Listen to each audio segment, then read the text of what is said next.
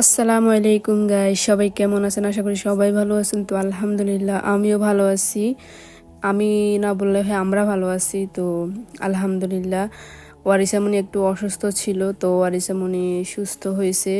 সবাই ওয়ারিসামণির জন্য দোয়া করবেন, এটাই বলবো। আর আজকের ব্লগটা একটু বেশি বেশি বেশি স্পেশাল হবে এবং আপনাদের একটা ভিডিওর মধ্যে আমি অনেক কিছু বলবো, অনেক কিছু জানাবো। আর এই ভিডিওটা হচ্ছে শুধু অ্যানিভার্সারির গিফট নিয়ে না, আর এই ভিডিওটার মাধ্যমে আমি অনেক আপুদের মনের প্রশ্ন, যেগুলো যারা আমাকে প্রশ্ন করে কমেন্ট করে, সব আপুদের আমি উত্তর দিব এই ভিডিওটার মাধ্যমে।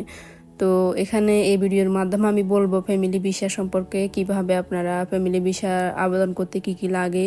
এরপরে আমি বলবো কাতার সম্পর্কে আরও অনেক কিছু জানবেন। তো সব কিছু জানতে হলে ফুল ভিডিওটা দেখতে হবে ধৈর্য সহকারে। তো আমার পাশেই থাকুন। তো বেসিক্যালি এখানে আপনারা দেখলেন একটা বিল্ডিংয়ের মধ্যে যে আমি পতাকাটা দেখলেন, একটা ঐতিহ্য ওদের বিল্ডিংয়ের মধ্যে যে 3D প্রিন্টগুলা করা হয়, ওটা অনেক হিউজ আপনার পরিমাণে বিলিয়ন বিলিয়ন টাকা খরচ করে করা হয়। সো গাইস, অনেকের মনে প্রশ্ন জাগতে পারে যে কাতারের পতাকা যে একটা ত্রিভুজ আছে ওইটা কিসের উপরে। আপনার এটা হচ্ছে আল আদম মেরুন কালার এবং একটি বিস্তৃত সাদা দানাদার ব্র্যান্ড, যেটা বলা হয় 9টি সাদা বিন্দু বা সমন্বিত ত্রিভুজ। আপনার এটা ওদের একটা ঐতিহ্য, এটা কাতারের সরকারে এটি প্রচলন করেছে। এবং কাতারের পতাকা আপনার বিভিন্ন রকম হয় না, এটা একটা কালারে হয়, মেরুন কালারের মধ্যে এবং সাদা কালারের সমন্বয় তৈরি হয়। এবং অতীতে কাতারি বুর্দা একটি কাপড়ের মতো পোশাক যা লাল রঙের ছিল, সেটিকে দিয়ে ওরা এই পতাকাটি রঙিন করেছে এবং এটি এখন পর্যন্ত তদ্রূপ রয়েছে। সো গাইস, পতাকার কথা এই জন্যই বললাম, আপনারা ইতিমধ্যে দেখলেন একটা বিল্ডিং এর মধ্যে পতাকা অঙ্কন করা রয়েছে, এই জন্যই বললাম। তো দেখেন আমরা ফাইনালি চলে আসছি এখানে। তো এখানে দেখেন ওয়ারিসামণি খেলতেছিল এবং আমরা ভিডিও করতেছিলাম ওর। তো বেসিক্যালি হয় কি যে একটা জিনিস না বললে নয়, আপনার মা বাবার মধ্যে যদি সন্তানরা ভালোবাসা দেখে তাহলে কিন্তু সন্তানরাও অনেক খুশি হয় আর তাদের মানসিক বিকাশও কিন্তু ভালোভাবে হয়। তো ওয়ারিসামণিও সেভাবে সেমভাবে আমাদের মধ্যে যে কম্বিনেশন ও দেখতেছে এবং শিখতেছে, ওর মধ্যেও আপনার এগুলা কিন্তু উচিত যে হাজব্যান্ডের ওয়াইফ যখন কোয়ালিটি টাইম স্পেন্ড করে তখন কিন্তু বাচ্চাদের সামনে কখনো ঝগড়া না করা, এটি অনেক পরিবারের মধ্যে হয়, এই জন্য কথাগুলো বললাম। তো যে পরিবারের সন্তানেরা মা বাবাকে ঝগড়া করতে দেখে তাদের মনে কিন্তু নেগেটিভ ধারণাই সৃষ্টি হয়, সবসময় মনের মধ্যে ভয় নিয়ে বড় হতে থাকে। তো ওই জিনিসটা আজকে আমি বললাম কারণ এটি অনেক গুরুত্বপূর্ণ একটা জিনিস। মা বাবা থেকে কিন্তু একটা বাচ্চা শিক্ষা পায় এবং সেটা পজিটিভ হোক বা নেগেটিভ হোক তার জন্য মা বাবাই কিন্তু দায়ী হয়। তো পরবর্তীতে সন্তান সেই শিক্ষাটাই নিজের সাংসারিক জীবনেও ঘটায়। নিজের বাচ্চা না, শুধু যে কোনো বাচ্চার ক্ষেত্রেই সামনেই ঝগড়া করবেন না এবং তাদের সামনে এমন আচরণ করবেন না যেটা তাদের মনে বিরূপ প্রভাব ফেলে। প্রতিটি বাচ্চাই যেন সুস্থ ও সুন্দর পরিবার পাক, এটাই কামনা করি। এবং সকল আপুদের বাচ্চারাই যেন ভালো থাকুক, ভাইয়াদের বাচ্চারা। তো আমরা এখানে যে বেসিক্যালি যখন আসছি কর্নিশে আসছি প্রথমে ঘুরতে, এরপরে আমরা মার্কেটে যাব। তো সম্পূর্ণ ভিডিওটা দেখতে হলে অবশ্যই আমাদের সাথে থাকতে হবে। আজকের ভিডিওতে কিন্তু আপুদের অনেক প্রশ্নের উত্তর দেওয়া হবে, তো ধৈর্য সহকারে ভিডিওটা দেখুন তাহলে বুঝতে পারবেন। তো এখানে কিন্তু আমরা কর্নিশে প্রথমে আসছি একটু ঘোরাঘুরি করার জন্য। তো এতক্ষণ আমি যে বয়ানটা দিলাম আমার মেয়ের ক্ষেত্রে, দেখেন আমার হাজবেন্ডটা হরিশের আব্বু আমাকে একটু কপালে আপ্পা দিল, ওই জন্য জাস্ট ভিডিওটার উদ্দেশ্যেই দিল।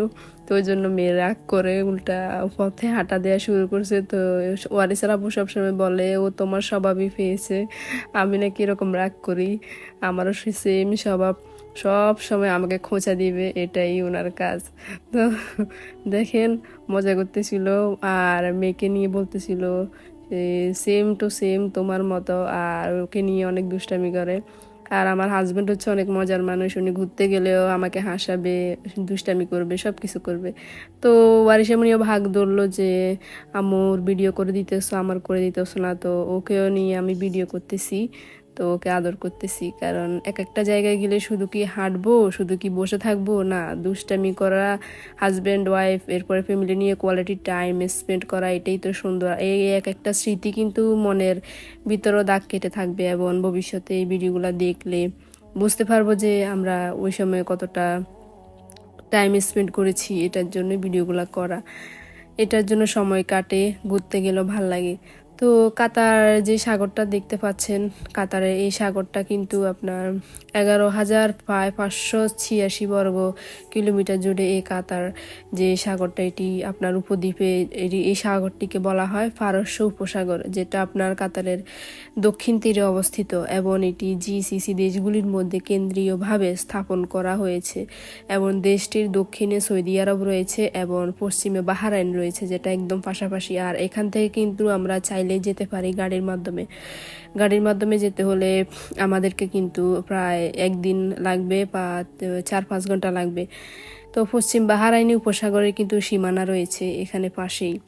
তো বলতে গেলে আপনার কাতারের পাশে রয়েছে সৌদি আরব, রয়েছে বাহরাইন, দুইটা দেশ একদম কাছাকাছি, যেরকম আমরা বাংলাদেশের সাথে ইন্ডিয়া রয়েছে সেই সেম ভাবে। তো কর্নিশ দেখেন, কর্নিশটা কিন্তু অনেক ভালো। কর্নিশের কিন্তু এই পুরা উপসাগরটাকে নিয়ে প্রায় আপনার চারিদিকে ছড়িয়ে ছিটিয়ে রয়েছে আপনার ঘোরার জায়গা। বলতে গেলে সাগরের আশেপাশে কিন্তু ওরা ঘোরার জায়গাগুলো করে স্পেশালি।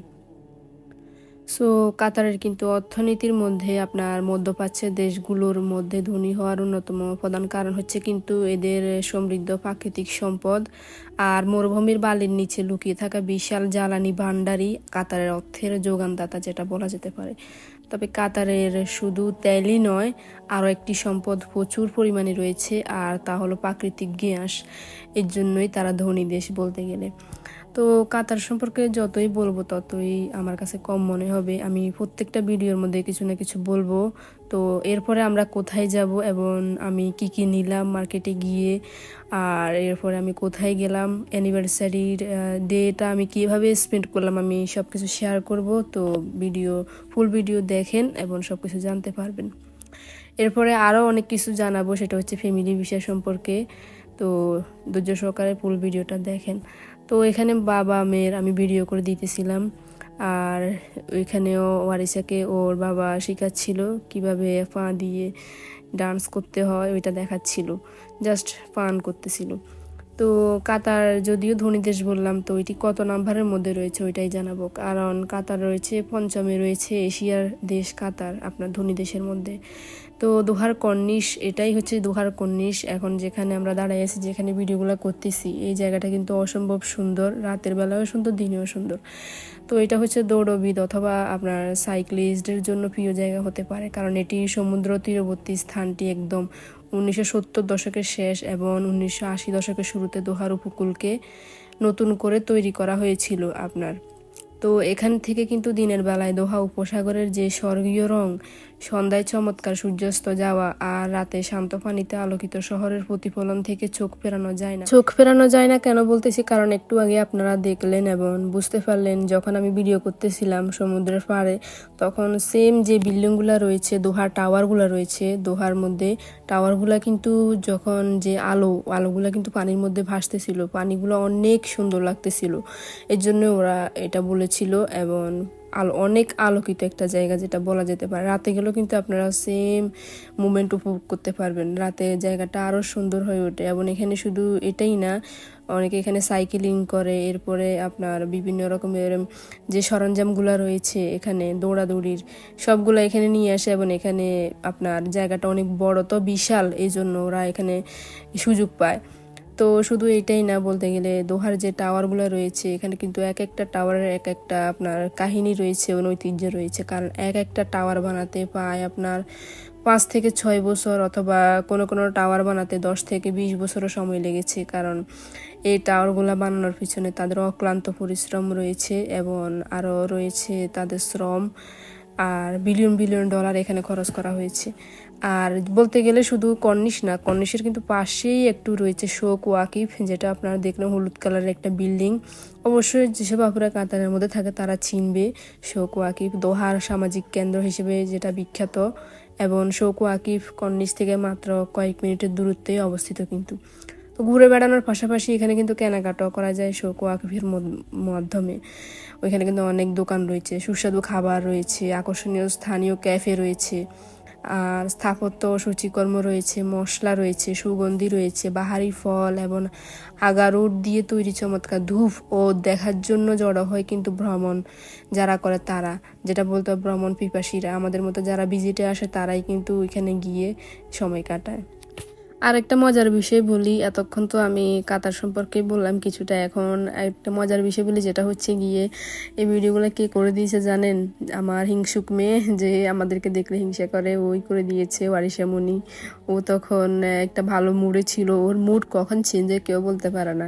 তো বেসিক্যালি ও ভিডিওগুলো করে দিয়েছিল ওয়ারিশার আব্বুর আর আমার। আর ওই দিন আমরা গিম্বল নিতে ভুলে গিয়েছিলাম, যেটা দিয়ে আমরা সবসময় ভিডিও করি টিকটকের জন্য, তো ওইটা আমাদের পাশে ছিল না।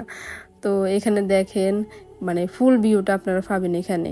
তো যাক, অনেক কথাই বললাম, আমাদের সম্পর্কে বললাম, কাতার সম্পর্কে বললাম। তো এখন আপুদের প্রশ্নের উত্তরটা দিয়ে আমি, যে অনেক আপুরা আমাকে মেসেজ করে টিকটকে, আবার আমার যে ফেসবুকে মেসেজ করে, অনেক কিছু জানতে চায়। তো ওইখানে কিন্তু তারা এটাই জানতে চায় কাতার ফ্যামিলি বিষয়ে আবেদন করতে কি কি লাগে, আপু আপনার কি কি লেগেছে। তো আমি এটার উত্তর দিব এখন, যেহেতু আমি আসছি সেহেতু আমি জানি। আর কাতার ফ্যামিলি হিসেবে কিন্তু আপনার আবেদন করতে হলে বেশ কিছু শর্তাবলী রয়েছে। সেসব শর্তাবলীর মধ্যে কিন্তু আপনার ওই অনেক কিছু রয়েছে, যেটা হচ্ছে কাতার ফ্যামিলি ভিসায় আবেদন করার জন্য কিন্তু সর্বপ্রথম যে আপনার ডকুমেন্টটা প্রয়োজন হবে তা হলো আবেদনকারীর স্পন্সর, মানে রেসিডেন্ট পারমিট। আপনার হাজব্যান্ড যদি কাতারে থাকে, অথবা আপনার ভাই, অথবা আপনার বাবা, সেটাই হচ্ছে আপনার প্রবাসী রেসিডেন্টস বলা হয়। পারমিট যদি থাকে, ওয়ার্ক পারমিটে আসে, তারা আপনাকে আনতে পারবে, স্পন্সর করতে পারবে। তো দুই হচ্ছে প্রফেশনাল সার্টিফিকেট, টেকনিক্যাল আর স্পেশালাইজড। এবং এখানে উল্লেখ্য যে ড্রাইভার অথবা ডেলিভারি বয়, ক্লিনার ইত্যাদি শ্রমিক শ্রেণী ফ্যামিলি ভিসার জন্য আবেদন করা যোগ্য নয় কিন্তু। তো এছাড়া, এগুলা ছাড়া যাদের হাজবেন্ডদের আপনার যে সার্টিফিকেটটা রয়েছে, যেটার মাধ্যমে আসছে ফোরম্যান, অনেকে ফোরম্যানে আসে, অথবা অন্যান্য ড্রাইভার, মানে ফোরম্যান, তারা কিন্তু অ্যাপ্লাই করতে পারে ফ্যামিলি ভিসার জন্য। তো 3 নাম্বার হচ্ছে স্যালারি সার্টিফিকেট। প্রাইভেট সেক্টরের কর্মরত কর্মীর ক্ষেত্রে বেতন অবশ্যই কিন্তু 10,000 আপনার যে কাতার রিয়েল, যে কাতারের রিয়েল, আপনার 10,000 রিয়েলের উপরে বেতন থাকতে হবে, তা না হলে আপনি নিয়ে আসতে পারবেন না। এটা ওদেরই হুকুমতের যে নিয়ম, ওইটাই। আর নেক্সট হচ্ছে আপনার আবেদনকারীর আপনার কাতারের কর্মরত যে প্রতিষ্ঠানের সঙ্গে যে চুক্তি রয়েছে, সেটা ও স্যালারির সার্টিফিকেট আপনার সত্যায়িত কপি দেখাতে হবে ওনাদেরকে। তো নেক্সটে রয়েছে আপনার যাদের জন্য আপনি আবেদন করবেন, অথবা আপনার ওয়াইফ, আপনার বাচ্চা, তাদের সবারই পাসপোর্টের ফটোকপি থাকতে হবে। এটা তো অবশ্যই সবাই জানেন, পাসপোর্ট ছাড়া যাওয়া যায় না। তো এরপরে স্ত্রী হলে স্ত্রীর কিন্তু ম্যারেজ সার্টিফিকেট, আর সন্তানদের ক্ষেত্রে জন্ম নিবন্ধন সার্টিফিকেট লাগে। এটি আমাদের ক্ষেত্রেও কিন্তু লেগেছে আমার। তো সেক্ষেত্রে আপনারা যারা আসবেন আপুরা, আপনাদের কিন্তু প্রয়োজন হবে ম্যারেজ সার্টিফিকেট এবং সন্তানদের জন্য জন্ম নিবন্ধন কার্ড, যেটা আমরা বলি।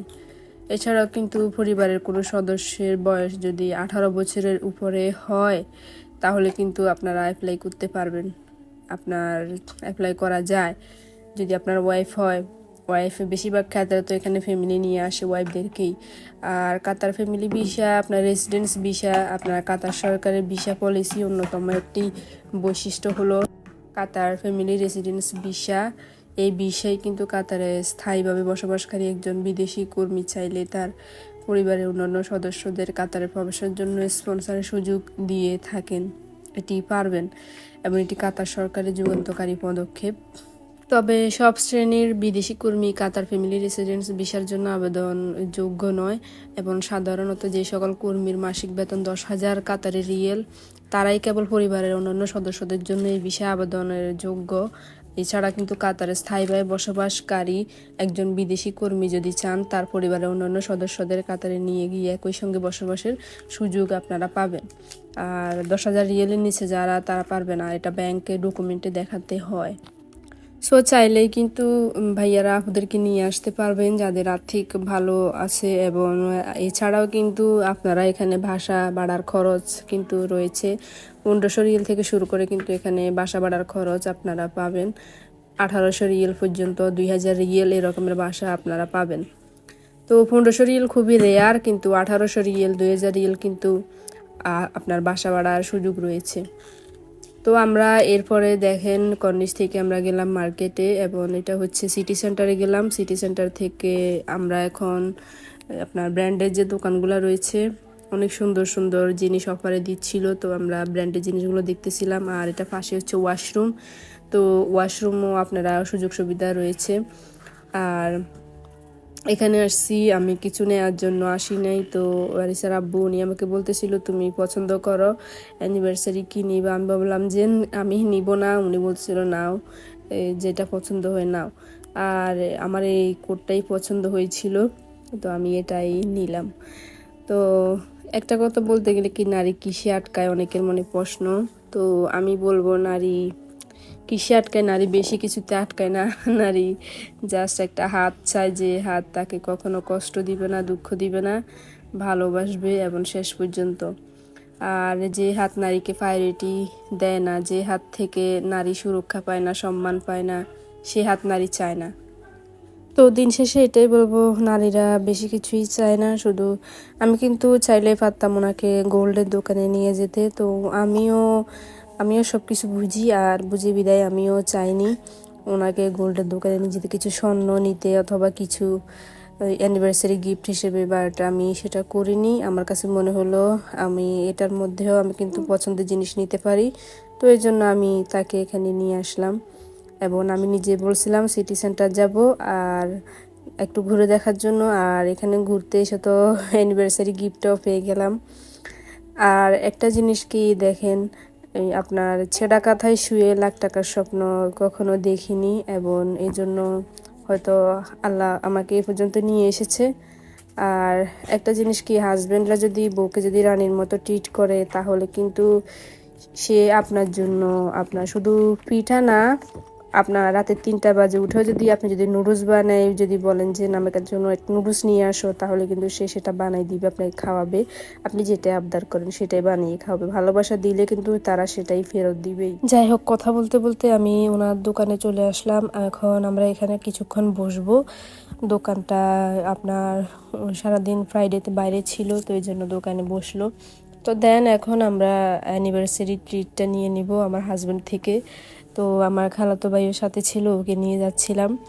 ওকে আমার হাজব্যান্ডই বলছিল ওকে নিয়ে যাবে, অ্যানিভার্সারি গিফট দিবে, সরি গিফট না, অ্যানিভার্সারি ট্রিটটা দিবে। তো ট্রিট দেওয়ার জন্য ওনারা বলছিল আপনার বারবিকিউ খাবে, তো আমি বললাম না, আমি বারবিকিউ খাবো না, আমি কেএফসি খাবো, কারণ আমি কেএফসি খেতে পছন্দ করি এই জন্য। তো ওই দিন কিন্তু আল আজিজিয়াতে অনেক ভিড় ছিল, তো ভিড়ের কারণে কিন্তু আমরা আল আজিজিয়াতে বসতে পারিনি। তো এখানে আমরা অন্য আরেকটা জায়গায় আসছি। এটা মেবি আমি জায়গাটার নাম জানি না, যদি কোনো আপু কমেন্টে যদি বলেন যে জায়গাটা কোথায়, তাহলে আমি জানাবো নেক্সটে। সো শুধু তাই না, বলতে গেলে কিন্তু কেএফসির অনেকগুলাই আপনার কাতারের মধ্যে অনেকগুলা দোকান আছে আশেপাশে। আপনার এক এক জায়গায় আছে, আইন খালেদে আছে একটা, এরপরে আল আজিজিয়াতে, এরপরে আপনার সিটি সেন্টার পাবেন, এরপরে আপনি পাবেন কেএফসি আর বিলাজু মলে পাবেন, এরপরে অনেক আপনার যে বালাদিয়ার ভিতরেও কেএফসি আছে। আপনি কিন্তু অনেক জায়গায় পাবেন, শুধু এটাতেই না। তো আমার কাছে মোস্ট মোস্ট মোস্ট ফেভারিট জায়গা হচ্ছে আমার আল আজিজিয়া, যেটা আমি আগে সবসময় খেতাম। ওইটাতে আলাদা একটা ফ্লেভার আছে কেএফসির, ওইটা অনেক ভালো, জায়গাটাও ভালো। আর এমনিতে শুধু ভিড় ছিল ওই দিন, কিন্তু আমরা ওইখানে গিয়েছিলাম প্রথমে, ওইখানে অনেক ভিড় ছিল। ভিড়ের জন্য কিন্তু আমরা ওয়েট করি নাই, যেহেতু অনেক লেট হয়ে গেছে, এই জন্য আমরা আরেকটাতে আসলাম। তো এখানে আমরা দেখেন আমাদের কেএফসি চলে আসছে। তো ওয়ারিসা মনি তো দেখে একদমই এক্সাইটেড হয়ে গেছে খাবে, কারণ আমার মেয়েও কিন্তু অনেক পছন্দ করে কেএফসি। তো আমাকে যদি কখনো কিছু বলা হয়, তুমি তুমি তোমার এখন কি করলে ভাল লাগবে, আমি বলবো যে আমার কেএফসি খেলে আমার কেএফসি খেলে আমার ভাল লাগবে, আমি কেএফসি খেলে আমার পরানটা ঠান্ডা হয়ে যাবে, এরকম একটা ফিল আসে কেএফসির মধ্যে, আলাদা একটা ফ্লেভার থাকে। তো এটাই বলবো যে আপনি আপনার স্ত্রীকে যদি আপনি খুশি রাখতে চান, কিন্তু অনেকভাবে খুশি রাখতে পারেন। দামি জিনিস বা গাড়ি, আপনার বড় একটা বাড়ি, এরকম কিছু দিয়ে কিন্তু আপনার বউকে আপনি খুশি রাখতে পারবেন না। খুশি রাখতে হলে তাকে সম্মান দিতে হবে, তাকে আপনি কখনো কষ্ট দিবেন না। আর স্ত্রীদের দুনিয়া কিন্তু খুবই ছোট হয়, কারণ সেই ছোট দুনিয়াটি স্বামী দিয়ে শুরু হয় এবং স্বামী দিয়ে শেষ হয়। একজন স্ত্রী সবার দেয়া কষ্ট সহ্য করতে পারলেও কিন্তু স্বামীর দেয়া কষ্ট সহ্য করতে পারে না।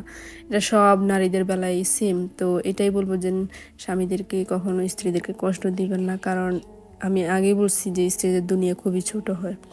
তো আজকের ব্লগটা এই পর্যন্ত, অনেক কথা বললাম, আপুদের সাথে শেয়ার করলাম, কমেন্টের তো আনসার দিতে পারি না ব্যস্ততার কারণে। তো সবাই দোয়ার মধ্যে রাখবেন এবং নেক্সট কী ব্লগ চান আপনারা জানাবেন, এবং আমার কোনো কথাবার্তা যদি ভুলভ্রান্তি থাকে, ভিডিওর মধ্যে যদি কোনো ভুল ইঙ্গিত থাকে তাহলে ক্ষমা সুন্দর দৃষ্টিতে দেখবেন, কমেন্ট বক্সে জানাবেন। তো আজকের ব্লগ এই পর্যন্তই। আল্লাহ হাফেজ।